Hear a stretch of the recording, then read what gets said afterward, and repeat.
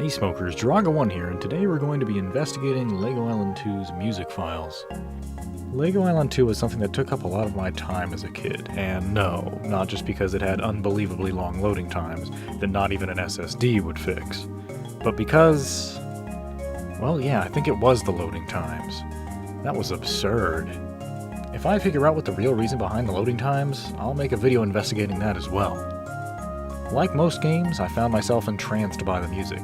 I'd sit at the pause menu just so I could listen to it. You could go to Pepper's house and you could play back music you'd already encountered or unlocked. And I spent a lot of time there. Especially after encountering the parachute training music, or skydiving music, or asteroids, which I'm pretty sure introduced me to some really good electronic music for the first time. And I fell in love with it. My Island 2.0 album, which was only supposed to be inspired by LEGO Island 1 music, had a single LEGO Island 2 song in there, and it was inspired by the parachute training music. So, I mean, I'd hate to say I'm making this whole video about a single song and a single game from my childhood, but that's sorta how it is. There are a few other songs that bring me emotions like Board Park and give me an odd sense of wonder like the Ogle Island theme. Other times I listen to parts of the soundtrack because I want to remember what parts of the game were like. You know, between the constant loading screens. There sometimes wasn't enough time to actually play the game because of the loading screens. And sometimes it was just too demotivating to go back and play because of the fucking loading. The loading wouldn't have been so bad if it had, I don't know, the parachute training music playing during it. But then I would associate that music with waiting and being disappointed. Unless there was a huge loading party going on with Pepper as the DJ and everyone is dancing in the club. Maybe dropping a little bit of LEGO ecstasy, and 4 hours later you wake up to find the level finally loaded. Yeah, that sounds like a good way to enjoy a kid's game to me. Shout out to all the 99-year-olds who still know how to party. So about 10 years ago, or at least that's what my Google search history claims, I made these search queries and eventually found the LEGO Island soundtrack on YouTube. But it wasn't just stereo mix audio recordings from the game. Some guy claimed to have extracted the music using some archaic Microsoft DirectX tool and then imported it into FL Studio and cleaned things up a bit, then uploaded the soundtrack. I can't find the original videos to credit the guy for figuring this out, but if I find out later I'll link him in the description because it's his tracks you're hearing right now. From this point forward, we'll just call him Dave. But just from remembering that information, I reinstalled LEGO Island 2 and looked into the game files. Sure enough, it was an easy find. A folder called DirectMusic was in plain view. This shaved off a good 9 hours of research for sure. Each song appears to have at least 3 files, one of which being the DLS file, which seems to have the majority of the data. I guess it's time to read Wikipedia a lot. The reason there's so much text here is because I'm assuming the software developers had access to this from Microsoft. There are a bunch of games that use DirectMusic, and I'm sure it was well documented, or was before it was deprecated. So basically it uses software wavetable synthesis, which will sound the same regardless of sound card, uses hardware acceleration and dynamic soundtracks.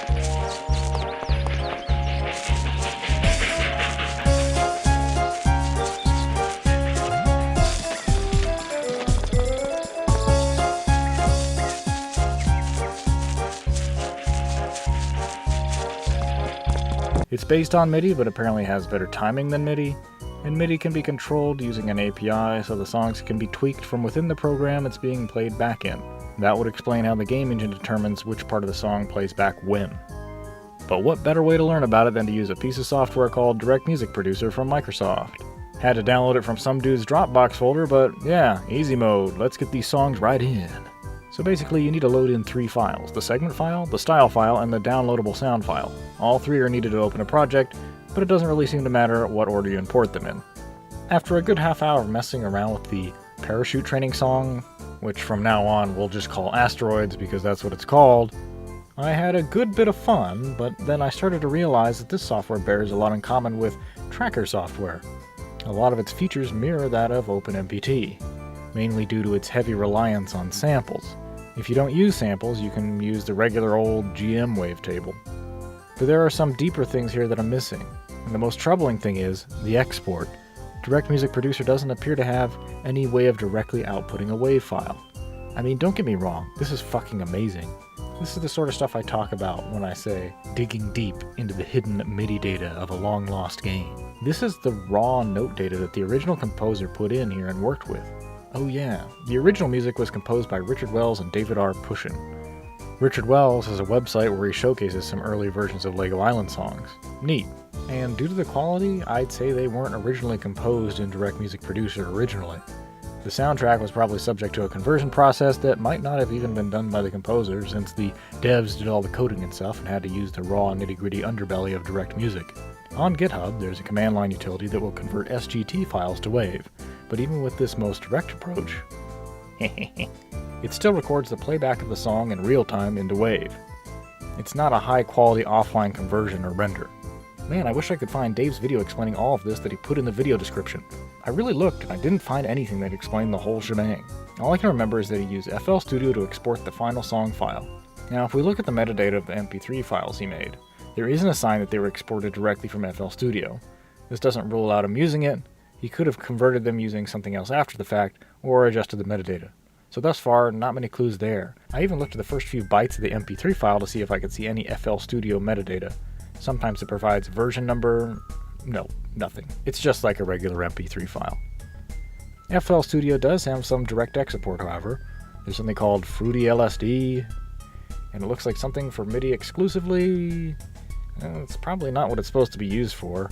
Anytime I try to drag any of the Lego Island 2 music files in, it just doesn't do anything. This forum thread from 2013 seems to be the most productive discussion on the topic. It mentions a Winamp plugin for playing back DirectMusic, but apparently the original programmer of that plugin didn't even understand how DirectMusic worked at all, and ended up just using Winamp's pre-existing code for playing back MIDI. From there, I found the most competent GitHub page that is apparently a library for DirectMusic playback that doesn't require DirectX or Windows. But again, we're only getting tools that will just render to WAV. The most unique thing here is a program to convert a DLS file to an SF2 file if you wanted to use it as a sound font. That would be incredibly useful if we had to reassign the instruments in other software, but we really need those patterns to be exported to MIDI. How else are we going to mix the tracks together if all we have is a monolithic WAV file? Can I solo each track and export 16 different individual WAV files and recombine them in Cakewalk like I did with Kane Spam and OpenMPT? Nah, that doesn't sound like the Dave I know. So I went back to the help file of DirectMusic Producer and threw in a very relevant search. And lo and behold, MIDI Export. But even the help file isn't too explicit. Where on this screen is the MIDI Export button? I've already checked all the menus. It isn't in there. Can you find it? You give up? Well, it's right here. What the hell? There's a nondescript button next to unlabeled grayed out elements. I thought they were stat boxes since they're next to other stat boxes, but no, these are your WAV and MIDI export tools. And they're not exactly user-friendly either. First, you have to set a file name to record MIDI data into. Then you have to click what only can be described as an ARM button. Then click play. The MIDI file is now being written note for note in real time. When you press stop, the MIDI file is closed and can be played back in other software. But it will only play back as much as you recorded into the MIDI file. Also, the assignments of instruments is spotty at best, and most tracks will just be grand piano. The same process can be used for WAV export. So now that we can export the note data, what about the samples? This was probably the easiest part. All you have to do is go sample to sample and save as. I dumped them all in a single folder so I can easily access them later. Now we have the note data and samples. Let's get down to remastering, just like Dave did. My software of choice is of course OpenMPT because I'm addicted to it like crack. Now this software doesn't really use MIDI, but it can import MIDI. The ability I'm most interested in is the loading in of samples, which is its real shtick. Now you don't have to use Tracker software to do this. Dave probably just used a sampler VST in FL Studio and did his tweaks and mixing there. Tracker is more my style, so let's try it that way first. Here's what the MIDI file sounds like just after import. Not great. Oh god, this is gonna be a pain in the ass. I'm gonna have to manually assign the right instrument to every goddamn note. Ugh. Maybe Cakewalk would be better for this. Well, here's what it looks like in Cakewalk. Much better, right? With labels and everything. Now I can use the TX16WX software sampler plugin to load in all the samples, which takes a very, very, very long time. Well, actually not really. It's more like like an hour and a half to 2 hours. But after those hours of manually assigning the samples to the MIDI tracks, I realized that the drums are fucked for some reason. At some point in the song, they just stop, then kick back in again on the wrong beat. I could be tweaking this for countless hours or trying to export the MIDI file again, but at least here you can see that the entire song can be recreated in another software. Wait, why was I doing this again? Oh yes, because that's what Dave did. I told you he was saying that he used FL Studio to do this very thing so that the quality could be like never before and the track could be properly mixed and mastered. But that means he had to do this for every song in the whole goddamn game. Jesus mother. I'm guessing he used a more automated approach to speed things up, such as a certain sound font conversion utility that I neglected to use. Well, with that, you can export the DLS file to an SF2 file, which can be easily loaded into samplers and other software to do everything I just did automatically. Well, whatever. This made for a good time-lapse segment, and now I'm pretty familiar with how to use TX16WX. So the only thing I have left to do to be exactly like Dave would be to finish up this track, add the proper effects, etc., and boom, MP3 file, proof of concept, done. But there's no way I'm doing it for every track in the whole game. Just know, if you want to do it, now you know how. All this software can be found for free online.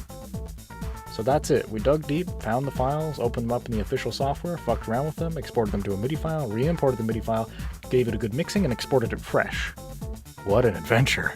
Now, we didn't actually go into the depths of DirectMusic Producer, or the dynamic soundtrack, or the panning, or actually talking about the damn game in depth. But I feel satisfied in knowing that I successfully investigated Lego Island 2's music inside and out. And yes, there are apparently many other games out there that use DirectMusic. I don't know what they are, but if you're curious, just keep an eye out for DLS, STY, and STG files. And even you could come out with your own redone soundtrack. Just takes a buttload of time.